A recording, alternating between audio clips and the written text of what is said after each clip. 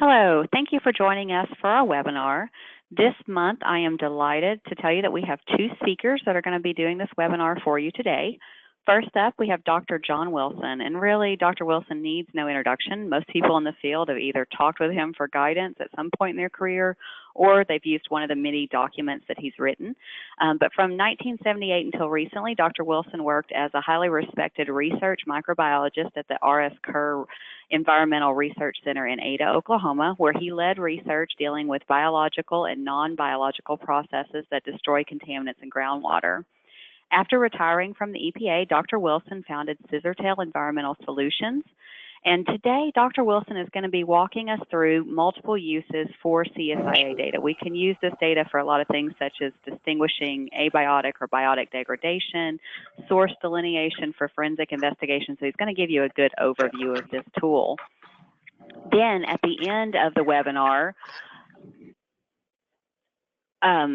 we're going to have our own very own Dr. Sam Rosalina, who's going to walk you through a tool that I'm really excited to introduce today that's going to complement this. Sam is the director of the CSIA lab here at Microbial Insights. And as you know, Microbial Insights has a long history in environmental remediation. We've been collecting data for over 26 years. And you've probably seen our qPCR database, which helps to put into context what concentrations of genes mean in our site assessment.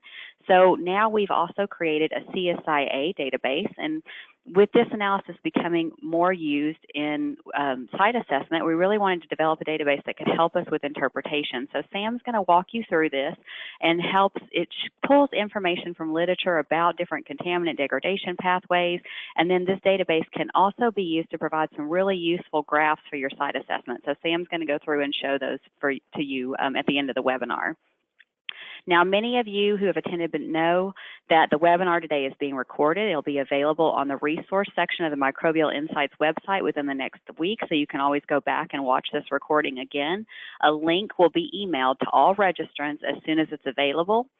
At the end of the morning's webinar, there's going to be a question and answer period. So as you go through and are listening to the webinar, go ahead and type your questions into the GoToWebinar software, and then Dr. Wilson will answer those for you at the end of the presentation.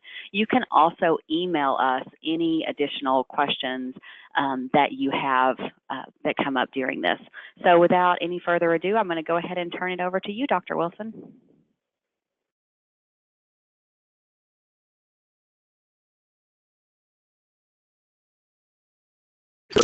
I've worked on for many years, and I really have a lot of enthusiasm for.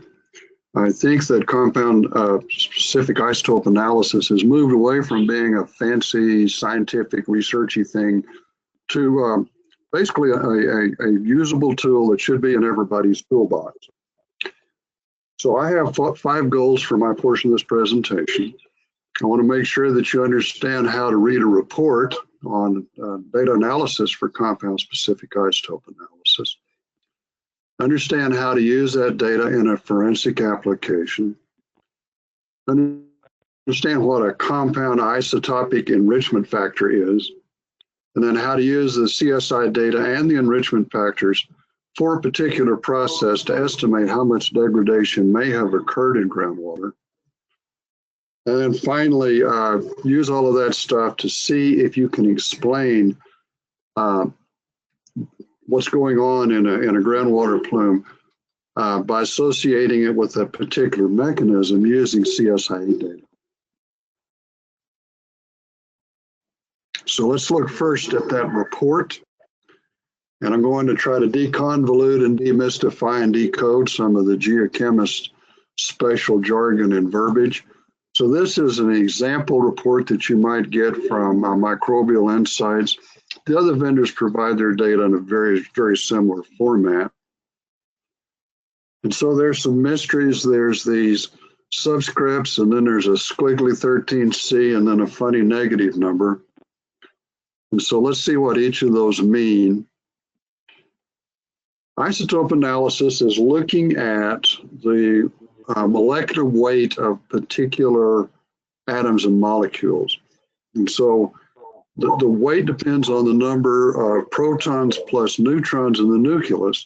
And so each isotope is identified by the atom that it represents, the element, In this case, we're looking at hydrogen and carbon atoms, and then the number of protons plus neutrons. And so 1H is just simply your basic proton, and then 2H or deuterium is the nuclide that has both a proton and a neutron. Carbon 12 has 6 neutrons and 6 protons, and then carbon 13 has an additional neutron. And so those symbols just simply are shorthand for keeping track of how many protons and neutrons there are in the nucleus of the atom. And so each element that we're working with in environmental science has one or more stable isotopes. And so they have relative abundances on the Earth. For example, for hydrogen, maybe 1 part in 10,000 of hydrogen is deuterium. And for carbon, 1% is the heavy isotope, carbon 13. And for chlorine, 25% is the heavy isotope, chlorine 37. And so the relative abundance, the ratio of the 2 stable isotopes in a sample is a benchmark that can be used to represent and tell us where we are in terms of what might be happening to molecules that are comprised of those elements. One of the confusing elements with CSIA is a convention that's carried over from the geochemist. The instrument that determines the isotopes actually reports out a ratio. But it doesn't report just simply the ratio of one to the other. It reports the ratio normalized to a standard that's used to calibrate the instrument. So what you're really seeing is a difference in the ratio between your sample and the standard. And so the symbol that's usually used in mathematics for differences is delta. And so the geochemists use a lowercase Greek letter delta to represent that difference in the analysis. And so that little funny O with a hat on it is a lowercase Greek delta.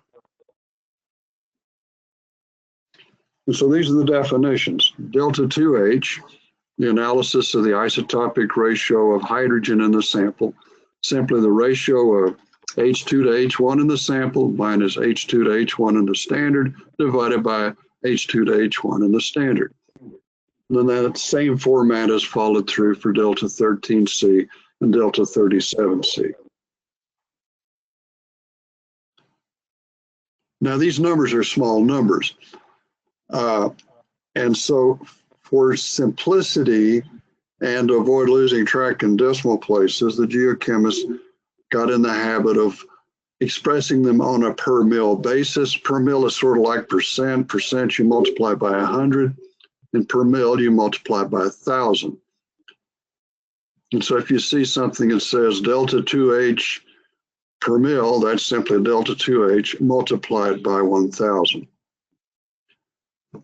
And so more or less universally, these isotopic ratios are going to be reported on a per mil basis. So let's go back to our report. Then that 13C to 12C PCE simply is the ratio of the isotopes, the heavy isotope carbon 13 to the lighter isotope carbon 12 in the PCE molecule expressed in units of per mil. And the VPDB business is actually a shorthand for the material that's used to calibrate the instrument. It stands for Vienna PD belemnite. When they first set it up, they used a fossil from the PD River in South Carolina. Belemnite is sort of like a nautilus with the shell straightened out in a straight line. They use that arbitrarily as their standard. Well, they've used it all up now, and so the National Atomic Energy Agency in Vienna, Austria, has made an artificial standard that has the same isotopic ratio. So that's what VPDP means. And most of the time, you're going to get a negative number for carbon. And the reason for that is it turns out that belemnite had a remarkably high amount of carbon 13 in the aragonite that made up the fossil. And so what you'd usually expect under most cases to get a negative number for delta 13C to delta 12C in a natural sample. And it's important to look at the quality assurance page on any report, and probably doubly important for CSIA. The Microbial Insights report provides information about both precision and accuracy of the analyses. What they do is they have a special stock of PCE where they have determined that isotopic ratio using a special instrument, and it's determined with very high accuracy and precision. So they've got a standard that they know exactly what that ratio is. And so they run their standard every 5th run. And they report then the standard deviation of the values reported by the instrument for this. In this particular case, that standard deviation expressed in per mil is 0.1, which is actually pretty good, but that's very useful and sort of what you would expect.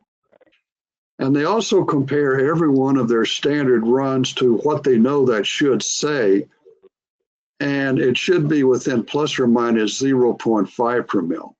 And they'll tell you if they attained that accuracy. And if it's off, what they'll usually do is recalibrate the instrument and run your sample over. But what you want to know with Microbial Insights or any vendor of CSIA is the precision of the analyses and that the accuracy of the analyses are within the really accepted standard for the field. Commercial vendors for carbon isotopes should have a precision of plus or minus 0.5 per mil. They should have for hydrogen isotopes, they should have a precision of about 10 per mil. And for chlorine isotopes, they should have a precision about 0.5 per mil again. Sometimes if the concentration of the compound is, and they have trouble meeting these precision goals, and they'll tell you that. They'll tell you that it's basically not up to your expectation. They'll give you an alternative value for the precision. And then any good analytical chemist runs blanks, and Microbial Insights will report to you whether it passes or fails. In other words, a blank shouldn't have any peaks, which means you don't have any carryover from earlier samples or any problems with the chemical analysis.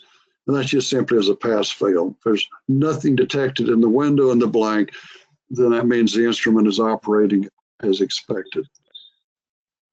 So that sort of demystifies the report. Now let's start to learn how to use it for environmental applications. We'll start with a forensic application.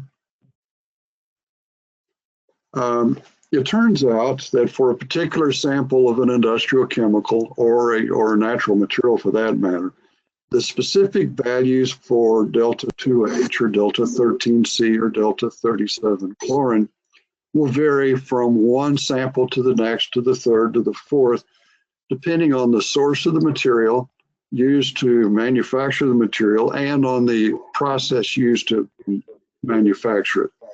So often you'll start with different values, and you can use these different starting values, if they're different, to make distinctions about sources.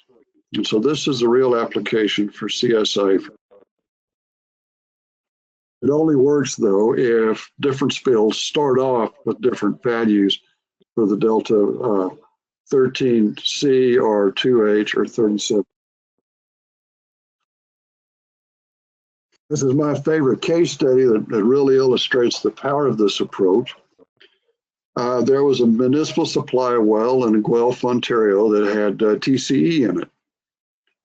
And the folks at the University of Waterloo were given the opportunity to use CSIA to see if they could distinguish whether the contamination in that well was caused by a particular facility. It was located about 400 to 600 meters away. They call it the research area, not because they did research at the area, but it was the area that they did the research on. So the question was, is the TCE that's sampled in wells in that area, the research area with the green dots, the source of TCE that's in the municipal water supply well? They determine the isotopic ratios of both carbon and chlorine. And so we're plotting delta 13C on the x-axis and delta 37Cl on the y-axis.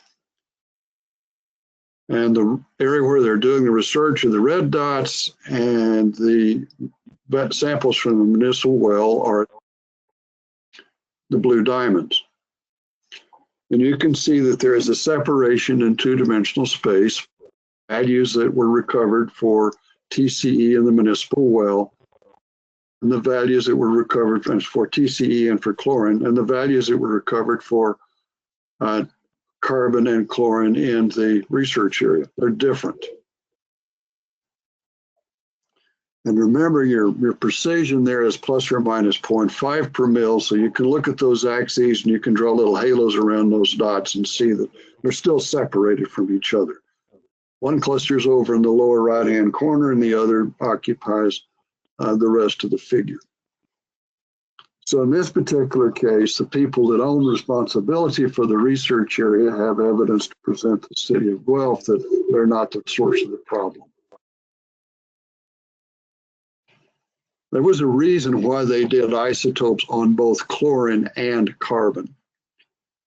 You'll notice that the range of the carbon isotopes, just the delta 13C in the research area, include the municipal well.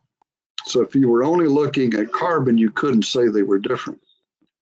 And the same thing is true for the chlorine isotopes. The range of delta 37C and the research area includes the range in the municipal well. So you can only really, if you're willing to invest in the analysis of both of the isotopes. Sometimes it's necessary even to do hydrogen and add a third dimension to the figure to separate out forensically the different sources.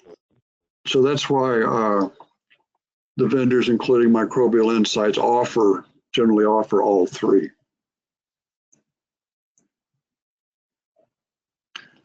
So that's how to use it to make a distinction about where the source is. Now let's see if we can also understand what's happening as we have changes in the compound due to degradation or other factors.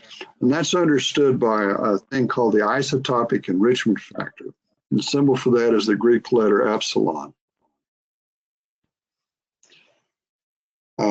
During many environmental processes, the values H delta 37 chlorine will change in the material that's left behind. So you start with one value, and then as something happens, and that number changes in the residual material. That's particularly true if there's been something that breaks the chemical bond.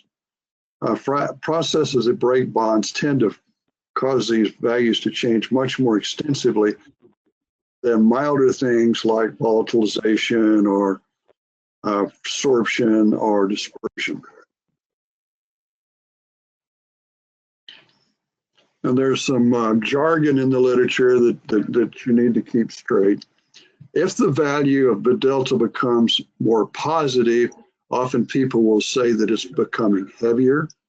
The isotopes are heavier, or that they're enriched. And by enriched, they mean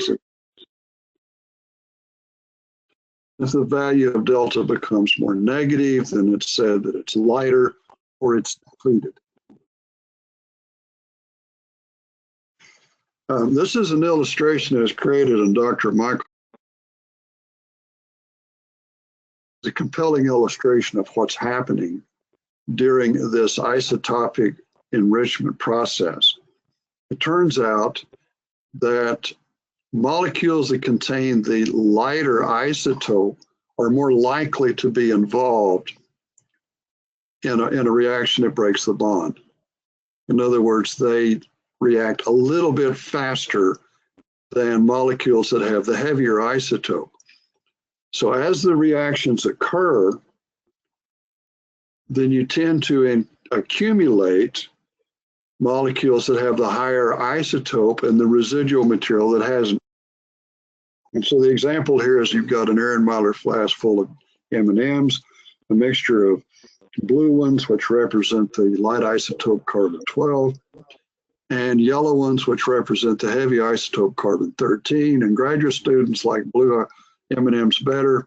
And so as the day goes along and the graduate students sample the M&Ms over time, you actually accumulate a higher ratio of yellow M&Ms to blue M&Ms. And the same thing is happening with the stable isotope.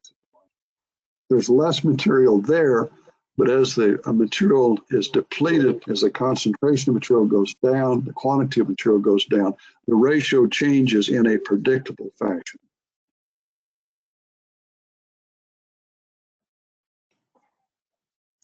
In general, they become heavier. The values become more positive. There's one important exception. It doesn't work for hydrogen during biological reductive dechlorination. And the reason for that is during this process of biological reductive dechlorination, the hydrogen in the TCE to cis-DC to vinyl chloride molecule exchanges with water. And so some of the isotopes in the water molecule get exchanged with hydrogen on the cis-DC and TC, and that kind of confuses things. And so it becomes less positive, more negative as the reaction proceeds instead of more positive. That's really the only important exception. So let's take a look at some real data. Bloomedel followed the delta 13C and TCE as TCE.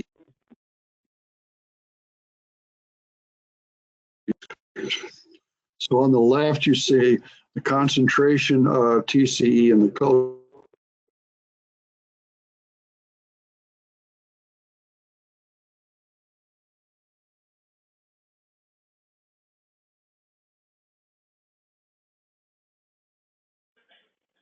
Goes down, the value for. So these are the data from the figures. And so on the left, the second column is the fraction of TCE remaining at in any period in time. It's either F or if you're an environmental scientist, or C over C naught if you're an engineer. And then I take the natural logarithm of that fraction remaining. Then the right-hand column is the measured value for delta 13C. So we're going to plot that up. We're going to put the natural logarithm of the fraction remaining on the x-axis and the measured value of delta 13 on the y-axis, and draw a line through the points, and the slope of the line factor epsilon. Then the equation above basically is the equation that's being represented by the line in the figure. And so at any time, the value for delta 13C is epsilon times the natural log of the fraction remaining plus your initial value for delta 13C before degradation begins.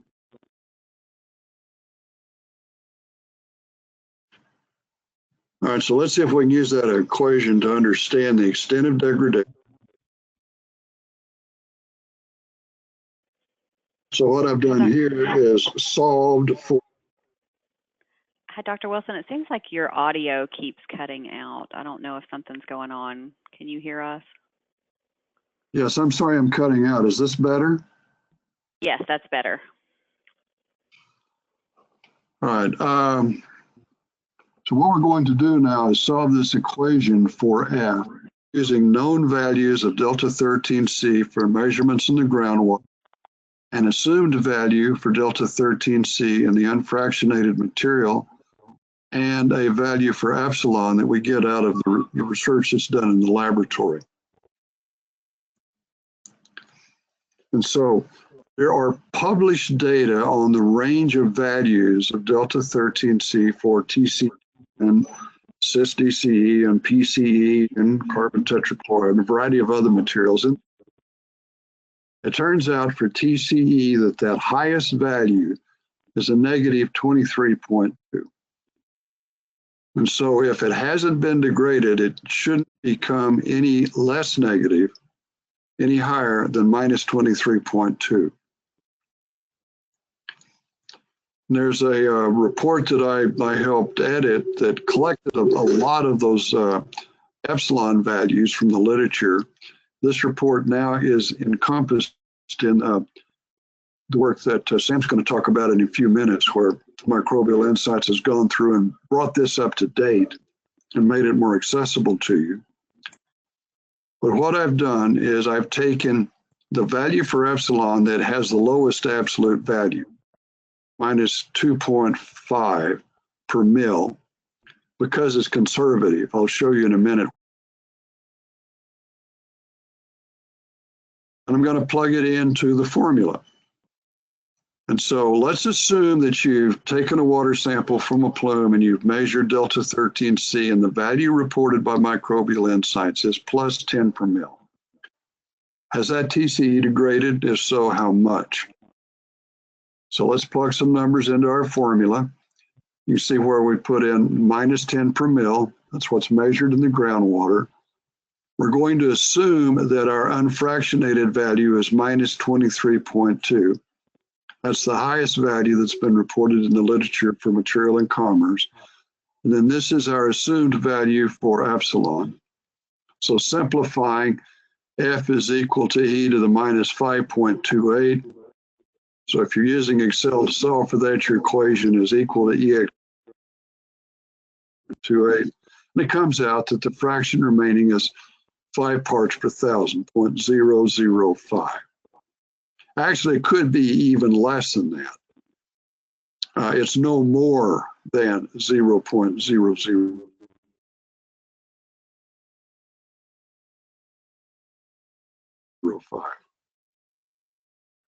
Let's see how we can use this information to understand what's happening at a real site, and see if we can use CSIA to document a plausible explanation for a natural attenuation mechanism.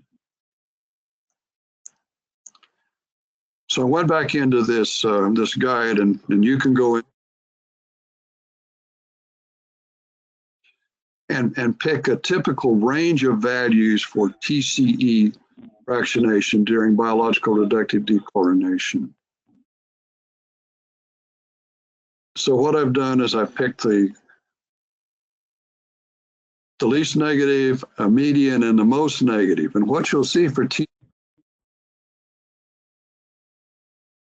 very different estimates of the extent of degradation. And the reason for that is because these values of epsilon do vary quite a bit, and they probably represent different bacteria using different mechanisms. And that's sort of a problem for TCE. You have a lot of different with different values for epsilon.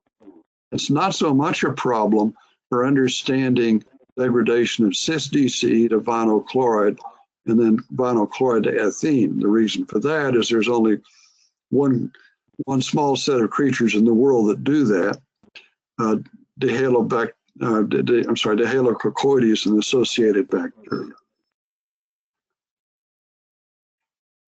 So if you're looking at degradation of cis and vinyl chloride, it's actually much better controlled. And so this is something I call a Cooter plot, because Thomas Cooter at the University of Oklahoma taught me to do it. On the x-axis, what we have is the mole fraction of cis-DCE and its degradation products. So it's a fraction of cis-DCE left behind from the estimate of the original amount of cis-DCE. And then there's a vertical range, it goes from the red square to the blue square. And so we would start somewhere in that, somewhere between about minus 33 and minus 23.2. And then this is literature that's been collected on epsilon for cis-DC fractionation. And you'll notice that only varies by about a factor of 2. It's much narrower than was the case for TCE. And so that's the two lines that bound the red space. Values for epsilon for this particular process. And so what we've got then is a map that would show basically where a measured value for delta 13C would be if changes was caused by a dilution and dispersion reaction, this degradation process. So we're going to do a case study on a real plume. This is on a naval facility in San Diego, California. And we're collecting water from wells that are pretty well screened across the whole plume. And so we've got a sequence of wells that are going down gradient from a known source. Each of those dots is a well. And what I've done is contoured the measured concentrations of total chlorinated alkenes. And so that's the map of the plume. You can see a hot spot and then concentrations attenuating with distance down the flow path to the lower left. And here what I've plotted is the total chlorinated hydrocarbon alkenes with distance from that most contaminated well. And then I'm giving you data about the hotspot. And so in that hotspot, well 43, it's mostly cis with a little bit of other stuff, but it's actually a pretty hot cis plume, or cis well at that point in the plume. And so here I plotted out on the modified Cooter plot where that falls. And what you can see with the data is that there's actually not degradation of the cis, and it's barely above that blue bar, which would be what we would expect for commerce. And so there's some evidence for degradation, not a lot of it. And it does fall in that region where the degradation would be explained by dechlorination. All right, now let's go down gradient. Much lower concentrations. And you'll notice that vinyl chloride at this point. And so we have a much more positive, much heavier value for delta 13C, a positive 20. And it does fall in that range where this is what we would expect for biology. So this is all making sense. The halococoides is causing this stuff to go away. Let's go further down gradient.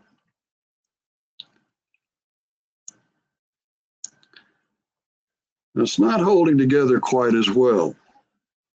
We don't have as much fractionation. The value for delta 13C is not as positive as we would expect it to be based on the extensive degradation of cis to vinyl chloride and ethene. And I use this as an illustration because in a lot of sites we see a very similar pattern. I'm going to explain it or at least rationalize it in a few minutes. Go down to the toe of the plume. And now it almost looks like the situation we saw at the beginning of the plume, at the source. So what's happening here? This is something that I see in a lot of data.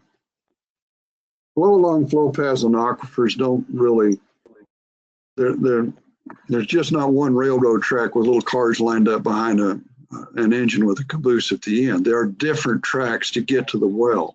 And very frequently, most of the flow paths will be degrading, but it doesn't. And so when you get down to the end of the plume, the water that you collect in the well is the water that contains the contaminant that didn't degrade. The contaminant that did degrade is gone. And so what you see then is water that looks like a very diluted sample of water from the source. And so this is a danger, and I warn you that if you're using CSIA, you need to be taking, resist the temptation to only look at the very toe of the plume where you expect most of the degradation. You may be missing the degradation because the degrading material is not represented in the water that's being sampled in that well. The other thing to remember is that your CSIA data then can only give you a conservative low degradation. Most of the time at most sites, it underestimates the extent of degradation that's really happened.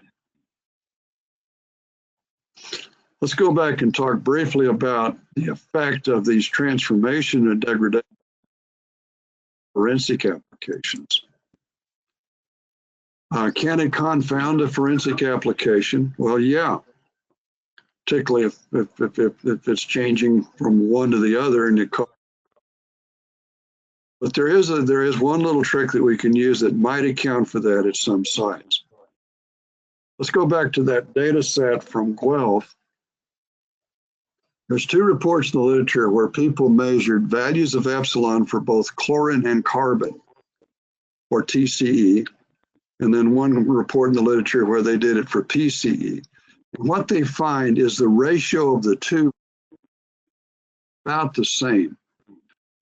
And so what I show you here is a vector that shows the relative change in chlorine compared to the relative change in carbon that would be expected as both are fractionated as the TCE is being degraded. So you can take those two vectors and add them together. So those two arrows then are the expected changes of both carbon isotopes based on these two reports in the literature. And so you see in the general direction, you would not expect biological degradation to make the values of C and 37 chlorine in the move in the direction that it would impinge on what is actually seen in the municipal well. It does explain why you have values that go up and to the right in this data set, but it wouldn't cause it because of basically fortuitously about the values of the material that actually is in the municipal well. It wouldn't. So this is one way that you can understand how degradation might change the value and whether in fact they could cause something that's in one potential source to look like something that might be in another. So there are limitations for CSIA. So if all the stuff starts with the same values and it doesn't change, you can't resolve it. It also works the best if it doesn't degrade, because if it does degrade, it can shift the values so that the sources overlap each particular application I showed you from Guelph. The whole thing is a very powerful tool. I end up on this negative note to warn you that it doesn't work every time. And so you need to use CSA as part of your toolkit, not the only tool in the toolbox. And you're using other things, somewhat more traditional tools like qPCR markers, an understanding of geochemistry, and a good understanding of the hydrogeology, and then bring CSIA together with those things to have a comprehensive assessment. Dora, that's all I have to present today. All right, thank you very much, Dr. Wilson. And so I'm going to change this over to Sam, and Sam will pull up and let you go ahead and get started showing the database slides. Great, thanks, Dora. And thank you, Dr. Wilson. It's always a pleasure to hear you speak and collaborate with us. Dora, can you see my screen all right? Yes, I can. Look good. So as Dr. Wilson has already mentioned, CSIA is a very powerful tool, and we're kind of just in this field starting to realize all of the possibilities we can have with it, all of the opportunities we can take with this tool. And so one of our goals at MI is to make it as accessible as possible, to make CSIA as useful and user-friendly for everyone out there. And so in looking at CSIA, we've always had some potential obstacles for making it accessible, for getting the most out of the data that we have. For basic degradation, as Dr. Wilson mentioned, we can look at the raw data. We can look at our delta 13C values and see if they're increasing over time or down gradient.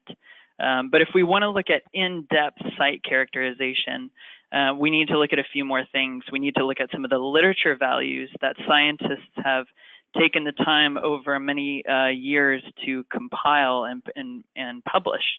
And some of those literature values Dr. Wilson already spoke on, one of which is the commerce range or the manufactured range. And again, when we're talking about the manufactured range, we're looking at expected values that an undegraded compound of interest would have. And we can compare our data from our site to those undegraded values and see how they compare. Another value that we're interested in is the enrichment factor, that epsilon value that Dr. Wilson mentioned coming from the literature.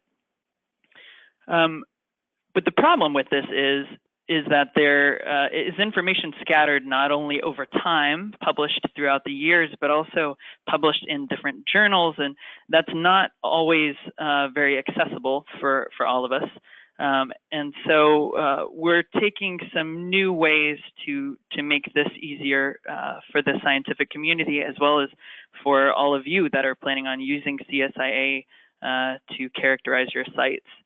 And then again, for those locations where it has been compiled, it's not always up to date. So a good example of that is the EPA guidance document that Dr. Wilson mentioned. Dr. Wilson was actually instrumental in putting that together with several other scientists, and it was an incredibly useful tool and still is. But it has several very useful tables that haven't been updated since 2008 when the document was published. And so what we're doing here at Microbial Insights is we're mining the literature, we're going through all of the papers where this data has been published, and we're compiling it together and keeping it up to date in a database that can be directly utilized by you. And with that, we're making summary tables of these different data, of these values that are useful for site characterization, along with the references that they originally came from. And one of the other obstacles that we come across, even if we have this data, is that it's sometimes hard to get across what the CSIA data means. It's not always straightforward to present or to put into a report. And so another thing that we're doing here at Microbial Insights is we're creating auto-generated plots that come along with your data when you run CSIA through us. So when you send us your samples, we'll generate a passcode for you to use to find these plots once the data has been created, once the samples have been analyzed. And then on top of that, we have plots and graphs that are easy to download, stick directly into a report for your use. So one of the most straightforward examples of this is our summary table for our manufactured range. And this is very similar to the plot that you find in the EPA guidance document, figure 6.1, but it's a table. And this is currently up to date. It's chlorinated compounds and their manufactured range, their min, their max, and their average, and then the number of times that they've been analyzed in the literature. And so what we've taken is we've taken all of that data that we've put into our database and we've kind of distilled it into the summary table. And this summary table is already live on our website at www.microbe.com. You can go there now and look at it directly. But even better is when you have samples analyzed through us, what we do is we send you that passcode. And when you have that passcode, you can log into our database and you will find a full table that includes the references of the literature that has the manufactured ranges for the compounds of interest that you sent for us. So now all of this data is in one place and it's easily accessible to you. And we also have the enrichment values. The enrichment value table is extremely useful because not only do we have the references that they came from, but we also have whether the enrichment, that degradation that took place, is due to biotic mechanisms or abiotic mechanisms. And then on top of that, what those biotic organisms were or what the abiotic reactants were.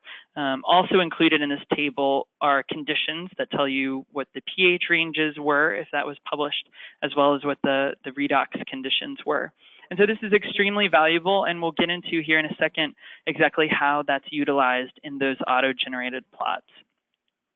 So when we're talking about these auto-generated plots, some of them can be fairly straightforward, like this mole fraction plot. This is what's generated when you send us your concentration data. We will input this into your passcode, and you'll be able to access this plot. So here we're looking at simply the mole fractions of the contaminants at these different locations that were sampled. And this is extremely useful for a visual way of comparing these locations to see where degradation has most likely taken place. For instance, where PCE is lower in concentration and daughter products are higher in percentage. And then the next thing we can look at is the delta values that come from the CSIA data, something that Dr. Wilson already mentioned several times. But in this case, we're looking at a single isotope. So there's nothing on the y-axis. That's why all these data points are in a straight line together. But we're looking at whether they've increased in value, which is an indication of degradation. And in that EPA guidance document that Dr. Wilson mentioned, they recommend kind of an uncertainty value of 2 per mil. So even if we don't know where the source is at our site, if we're just looking at specific data points and trying to determine if they're degraded, what we can do is compare those to the undegraded manufacturing range. And that's this pink shaded area on this plot. And then if we take that uncertainty value of 2 per mil, we can look to see what is inside or outside of these shaded ranges. So let's zoom in real quick on some of these data points. And we can see immediately that we have indication of degradation for 2 of our samples because they're in our uncertainty range. But we have clear proof of degradation of 1 of our samples outside the uncertainty range. And the only way that it could become this positive is through degradation mechanisms. And so this plot we find to be extremely useful and easy to report your data and the outcome of your analysis. Also included, if you have more than 1 isotope analyzed or are dual isotope plots, this is also something that Dr. Wilson mentioned briefly. And the dual isotope plot will also include the manufacturing range, so you can look at how degradation plays a role. But possibly more importantly, and maybe the most important use of the dual isotope plot, is source distinction. So in this scenario, we can see that there's a clear linear trend with samples MW1 through MW6, but 2 of the samples stand out. And so this is indicative that there may be different sources occurring. And always, as Dr. Wilson mentioned, this should be backed up by multiple lines of evidence as well. But again, giving you plots that you can directly download and put into your own reports is extremely useful. And so we're looking forward to unveiling this kind of thing in 2018. And last but not least, Dr. Wilson mentioned the Cooter plots, named after our colleague Tomas Cooter. In this case, we're doing something called modified Cooter plots. This uses mole fractions of the contaminant of interest, as well as any parent or daughter products that are present and possible within that mechanistic pathway. So the cool thing about the modified Cooter plot is we're taking directly from that database of enrichment factors that Dr. Wilson mentioned. So now that we have a great database, we can start to look at different mechanisms. So here, what you'll see is that we have 2 shaded regions, and there's significant overlap.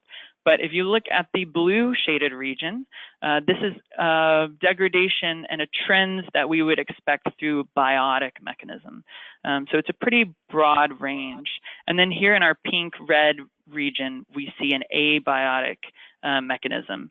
So the important thing to look at for our modified Cooter plots is the trend of our data as we move down gradient. In this case, we're seeing that the trend of our data is not falling within the red shaded area. It's falling only within the blue shaded area. And so this is indicative that the degradation that's taking place is actually biotic. So within a single sample set, we can get a lot of information out of this if we have the right tools and the right data available to us. And that's what we are now going to be providing to all of you. And so overall, as we always say here at Microbial Insights, when we're looking at site data, it's very important to look at it in context. We want to know what else has happened at that site, the historical, the spatial context, which is context that you already have. But also just as important is looking at context of the literature values, which is something that you may not have access to, that we want to provide for you. And if you have more contextual site data, if you're able to put it into a specific context, this allows you to have more actionable data, which means that you can go forward in a more confident way. And so now we have ways to provide you with these plots and these graphs and these tables that will make your reports easier to read, as well as providing you with visual interpretations of your data, which are easier to report as well. And then again, better overall site characterization always results in more confident site management, as well as faster decision making and better site understanding of what's occurring.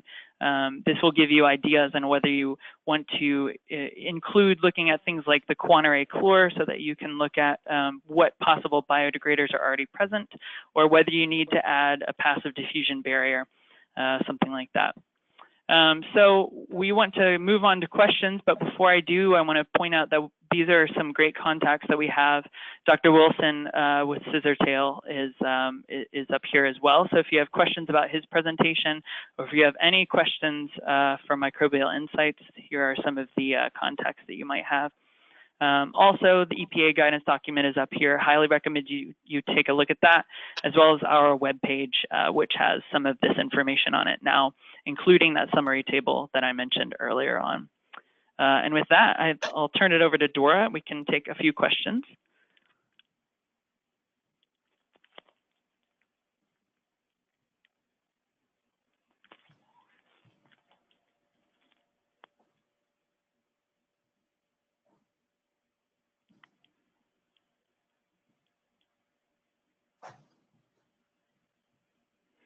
Dora, are you there? Oh, shoot. Oh, I'm sorry, Sam. I think I have myself muted. Okay. Thank you very much, Sam, for that great webinar. And thank you, Dr. Wilson, for putting all this together. You guys did a great job, I think, explaining this concept. And we do have several questions. This first one is for you, Dr. Wilson. It says, for forensic evaluation of CSIA, do you have a preferred combination that you'd start with? I think they're talking maybe about chlorinated compounds here. They ask, should we start with carbon and chlorine or carbon and hydrogen? I would start with carbon and chlorine. Great. All right, and then the next question is, aside from the use in TCE degradation, do you find CSIA is also useful in evaluating petroleum hydrocarbon degradation in groundwater? Been widely used for that purpose. It's particularly useful for distinct.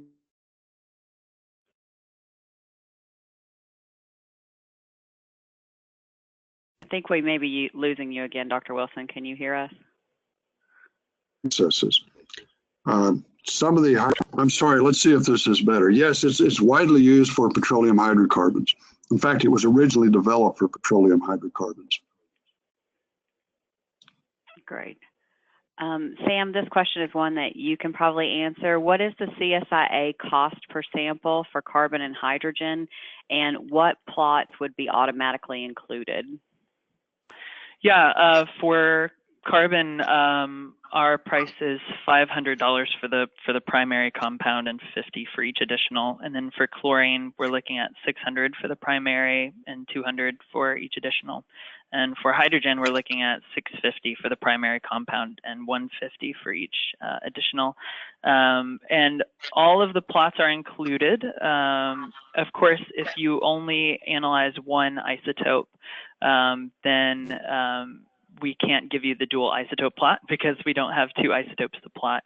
But other than that, we can give you all of those plots. And there's a lot more to those plots that I didn't have time to go over. So we're excited to see how they can be used by all of the people that are utilizing CSIA for site management. I think that leads well into the next question that we've got here, Sam. We can also do more customized plots depending on the question that you want to answer. We have different levels of reports that are available. So the next question that came in is, what temporal plots can we do? If we look at the same location over time, what can Microbial Insights do? And we can certainly plot in different configurations depending on the question that we're trying to answer at the site. So our database is automatically programmed to do certain plots, but if you need additional ones, then we do have different types of reports that you could order that Sam could put together that would give you that type of interpretation as well. Yep, absolutely. Okay, next question for you, Sam. Can you talk a little about detection limits? They're asking the lowest concentration of TCE and vinyl chloride in water that we can do CSIA analysis from. Yeah, detection limits are 1 part per billion, generally speaking. It always kind of depends on what else is present in your sample, but 1 part per billion is our detection limit. And a kind of a follow-up on that, if someone's asking, can we perform this on multiple compounds? For instance, if we have PCE and TCE in one sample, can we do CSIA on that one sample? Oh, absolutely. Yep, we sure can.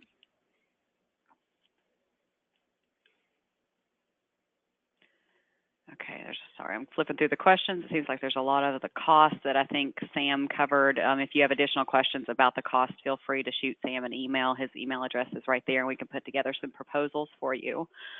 Another question for you, Sam. You talked about chlorinated solvents. What other compounds do you have included in your database? For instance, do you have information on MTBE and 1,4-dioxane? Yes, so we are currently adding more for 1,4-dioxane. Right now, for the summary table on our website, we only have the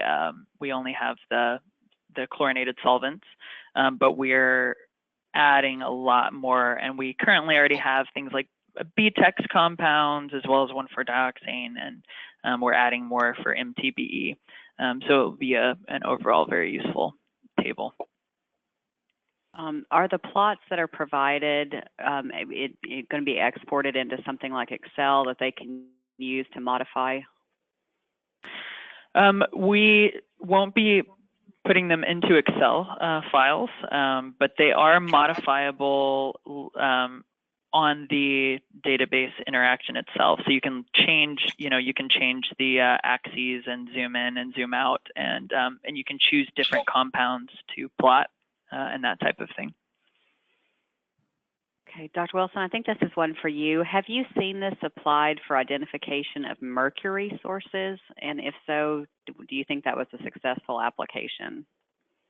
I wish I knew enough about that to give an honest answer. I think it's been done, but I'm just really not very conversant with that literature. Okay. What are the petroleum constituents that you feel have the most information on CSIA fractionation related to biodegradation? Well, there's certainly a lot of information on benzene. All of the BTEX compounds, there's quite a bit of information on. In fact, yeah, in the EPA guidance document, there's some listed enrichment factors for several of those. I think there's benzene. Is that correct, Dr. Wilson? And maybe a few other. Yes. Yes. Yeah. So quite a few there. All right, maybe Dr. Wilson, if you can start with this one, then Sam can add some additional. Can the examination of enrichment factors be used to help us evaluate the effectiveness of microbial degradation techniques?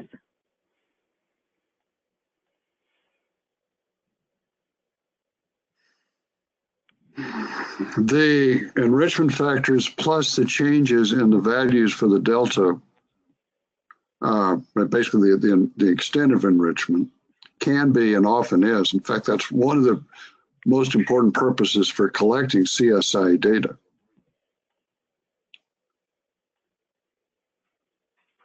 Do you have anything you want to add to that, Sam? Yeah, I would add that if you're confident with your choice of enrichment factor based on what you know about your site, that you can even estimate your degradation rate constant. So there's definitely some good information that can come out of the enrichment factors there. Let me see if I can add a little more detail to my answer. The enrichment factors are related to the mechanism, and so they can be used to tease apart which particular biological process is producing the result that you see.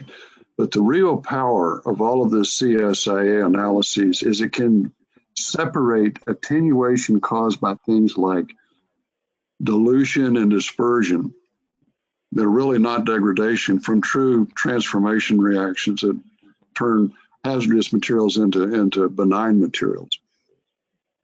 And so it looks directly at the processes that destroy the hazard associated with the contaminants. It can separate out artifacts associated with dilution in monitoring wells and things like that from true removal processes. Okay. The next question, maybe you could start, Dr. Wilson, is why are there so few values that are actually published for the manufactured range of compounds?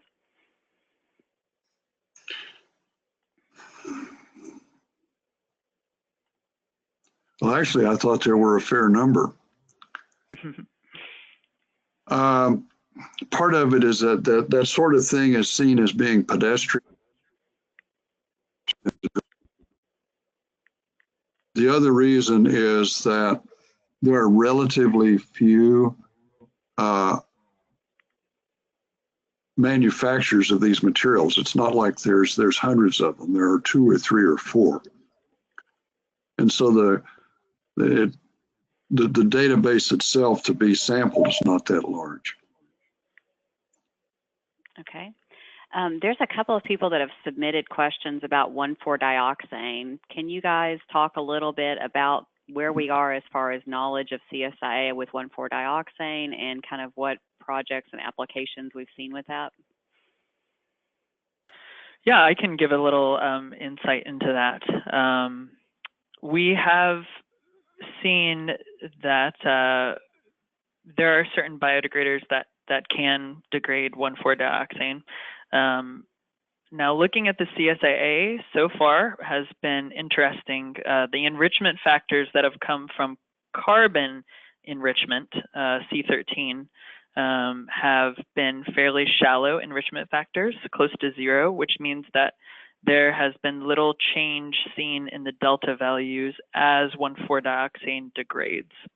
But there are some current research initiatives out there to look at the hydrogen, and there has been some indication that looking at the hydrogen enrichment over time is a little better indicator of 1,4-dioxane degradation. And I don't think that's been published yet. I think it's kind of on its way down the pipeline, but it's certainly something to keep an eye out for. All right, thank you, Sam. Is there anything that you want to add to that, Dr. Wilson?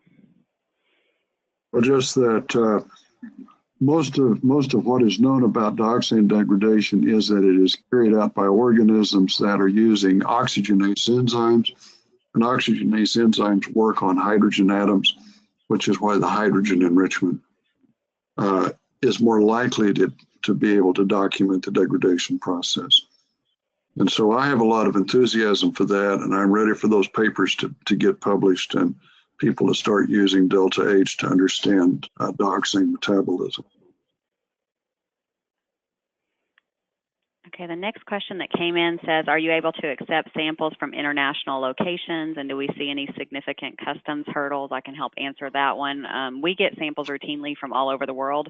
Microbial Insights has locations here in the U.S., in Tennessee, and we also have locations in Australia, in Adelaide, and in Belgium. So trying to facilitate the ease of sample delivery, but to be honest, after 26 years, we're pretty good at getting stuff through customs. So if you can just give us, shoot us an email, you can email Sam, or you can email any of the people listed up there on the screen, or info@microbe.com, and we can kind of help you walk through, especially if you let us know in advance where they're coming, we can help get all the clearances that we need for that. But we receive samples from over 40 different countries around the world, so shouldn't be a problem to get those through.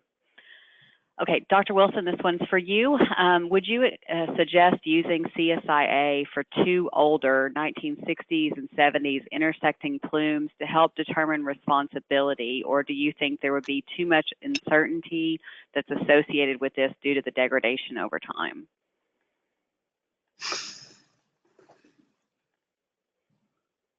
I think most of the applications for chlorinated solvents are applied to older plumes. There's relatively few of them that are younger than that age. And so I wouldn't let that be an impediment. It's just you're flipping the coin and hoping that the sources start off with differences in the values of the isotopic ratios so that you can distinguish the sources. But I wouldn't let ages in that range be a negative factor at all. Great. All right, Sam, what impact do you think that volatilization has on PCE isotope ratios? Very small. It has been shown that it's an interesting kind of a counterintuitive depletion in the liquid. So if PCE is volatilizing very quickly, then we see the PCE that is heavier leaving first. So we get depletion in the liquid. But again, that would take very high volatilization to occur. And so one of the more impressive things about CSIA is that that's negligible in comparison to enrichment through degradation. So in general, you can ignore volatilization effects. Okay, is there anything that you want to add to that, Dr. Wilson? Well, just that Sam said an important thing. Most of the time, the changes go the other direction from degradation. And then the same effect also applies to other phase transfer phenomena. So most of the time, as a first approximation, within the uncertainty associated with the analysis, it's very, very hard to actually see effects of phase transfer processes using CSA analysis as is currently done. Okay, we have two last questions before we end today. The first one says, does Microbial Insights provide sample volume discounts? And I can answer that one. We can do discounts. We do discounts for companies that do larger volumes with us. So if you would like to get a quote for your particular project, you can contact any of the people listed there, and they can let you know what arrangement is there is with your company in particular. All right, last question for you guys. Besides 1,4-dioxane, what do you think about CSIA for 1,2-dibromomethane?